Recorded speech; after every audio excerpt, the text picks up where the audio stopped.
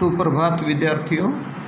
आज हम 10वीं की पाठ्यपुस्तक क्षितिज से पाठ 4 आत्मकथा की व्याख्या करेंगे।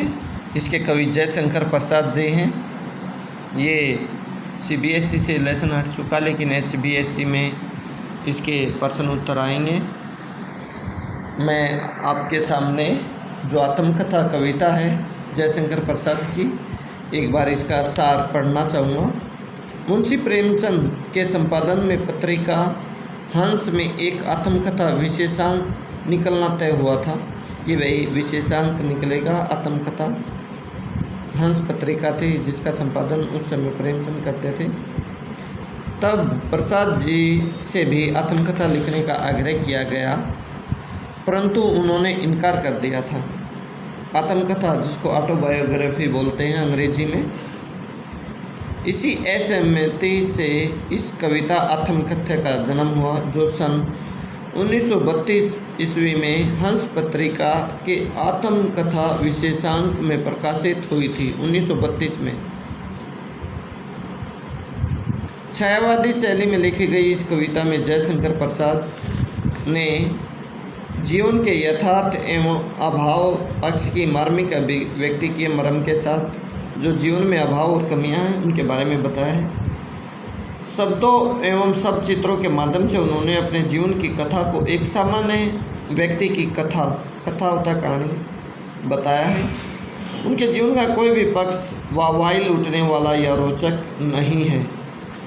कवि के अनुसार जीवन एक उपवन है, बाग बगीचा है, जिसमें मन रूपी भंवरा जो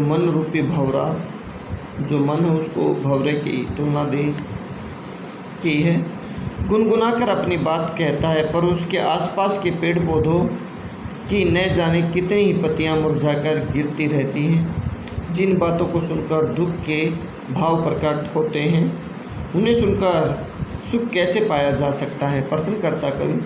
प्रश्नात्मक शैली ज़्यादातर कवि अपनी भूलों और दूसरों की प्रवंचना होता है, छल कपट या धोखे जो कवि के साथ हुए उनको प्रकट नहीं करना चाहता।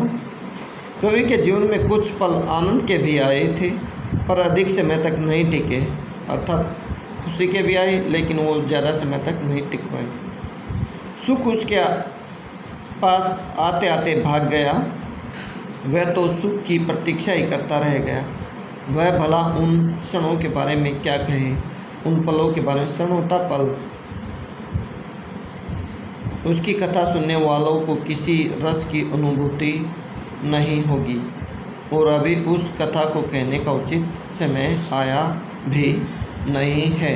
इस प्रकार आत्मकथा कविता का ये सार पड़ा है। व्याख्या अभी हम करेंगे। जो प्रसिद्ध व्यक्ति हैं, राजनेता हैं, खिलाड़ी हैं, जो भी प्रसिद्धि प्राप्त कर लेता, अलग अलग नामों से अपनी आत्मकथा प्रकाशित करवाते हों। सचिन तेंदुलकर की भी आई है, शोएब अख्तर की भी आई है, अनेक राजनेताओं की भी आई है, सोनिया गांधी की भी आई आत्मकथा, नटवर सिंह की आई थी। बहुत सारे राजनेताओं जो भी प्रसिद्धि प्राप्त कर लेता समाज में, देश विदेश में, उनकी आती रहती हैं।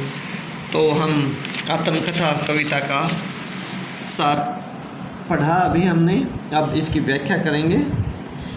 देखिए, जयशंकर प्रसाद जी कहते हैं, मधुप गुनगुन कर कह जाता कौन कहानी है अपनी। मधुप मन रूपी भंवरे के लिए आया है कि मन रूपी भंवरा गुनगुना कर कह जाता है कि भाई अपनी भी ये क्या कहानी है।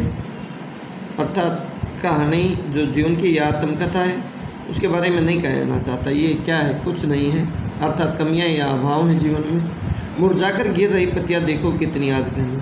जो मुरझाकर गिर रही पत्तियां किसके लिए आए? जीवन में जो अभिलाषाएं थी वो पूरी नहीं हो पाई। वो जैसे पत्तियां मुरझाकर गिर जाती हैं, ऐसे ही उसके जीवन की जो अभिलाषाएं हैं वो समाप्त हो गई। तो अभिलाषाओं के लिए आया जीवन में जो पूरी नहीं हो पाई। इस गंभीर अनंत नीलिमा में असंख्य जीवन इतिहास। इस गंभीर होता गहरी, अनंत नीलिमा अर्थात जिसका कोई अंत नहीं है। इतना जो अनंत नीलिमा आकाश के लिए है, अनंत जिसका कोई नीलिमा नीला आकाश। असंख्य जीवन, असंख्य जिनकी गिनती भी नहीं की जा सके जीवन इतिहास है। अर्थात मैंने बताया ऑटोबायोग्राफी बोलते हो आप अंग्रेजी में। इसको आत्मकथा बोलते हैं हिंदी में, जिस नाम से ये हमारी कविता है।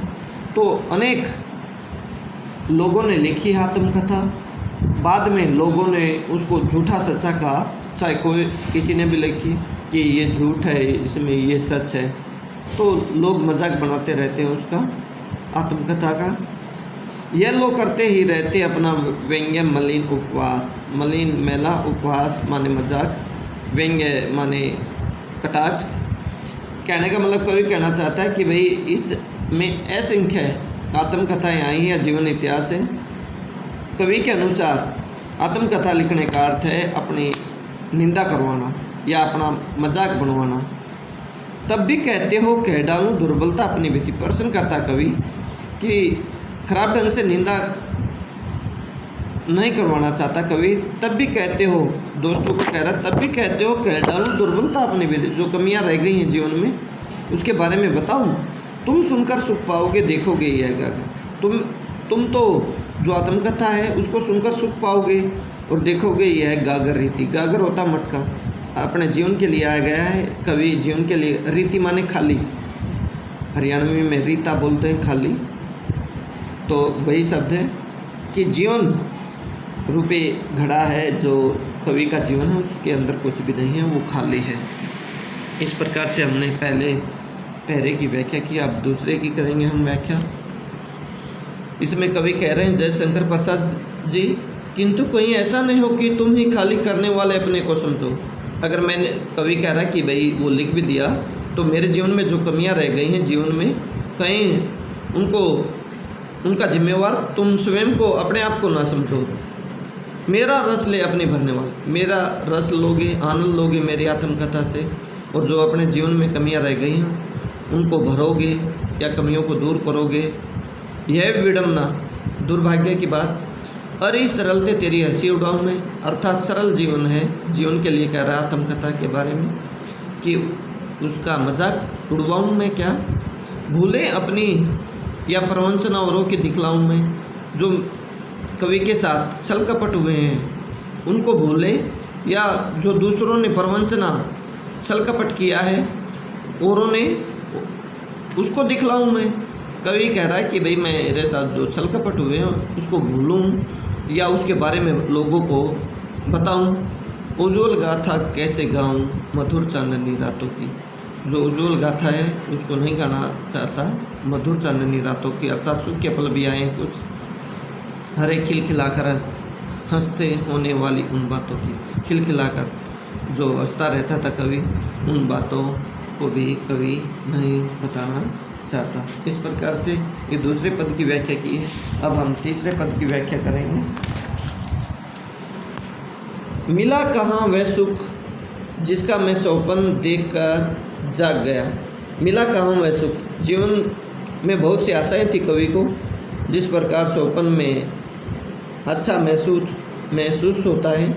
हम जागते हैं तो कुछ भी पता नहीं होता हमें, जैसे धन दौलत के बारे में या और कुछ, तो ऐसे ही मिला कहाँ वह सुख जिसका मैं सौपन देखकर जागा। सौपन देखकर जागा था लेकिन वो सुख नहीं मिला। आलिंगन में आते आते मुस्कुराकर जो भाग गए।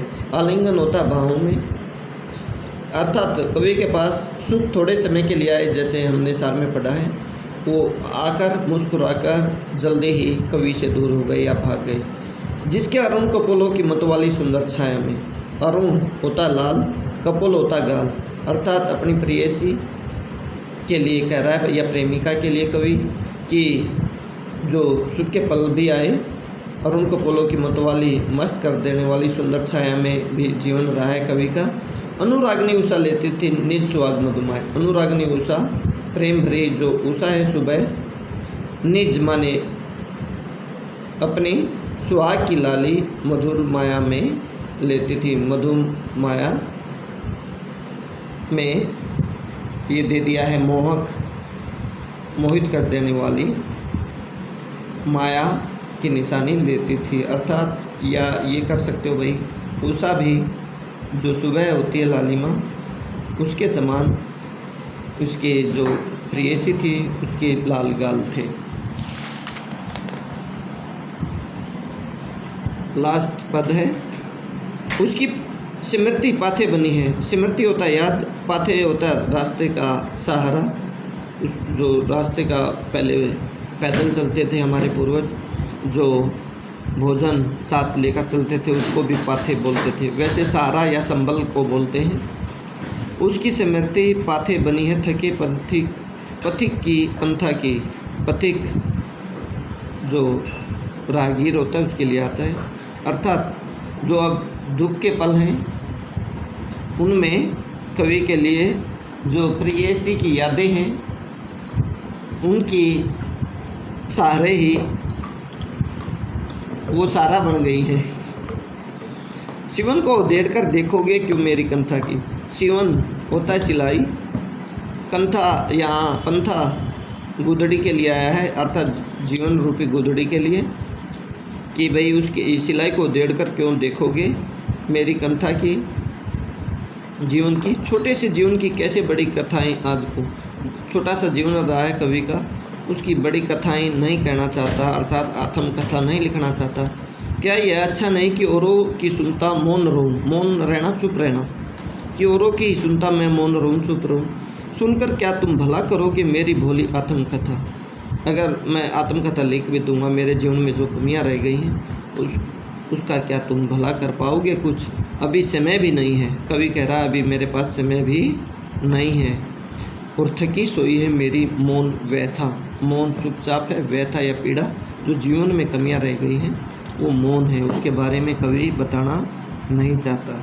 इस प्रकार से ये HBSC के विद्यार्थियों को बड़े ध्यान से व्याख्या करनी है। CBSE में इस कविता से प्रश्न उत्तर नहीं आएंगे, केवल पढ़ने के लिए थी, इसकी व्याख्या मैंने कर दी है। बाकी HBSC के विद्यार्थी बड़े ध्यान से व्याख्या करेंगे इसकी।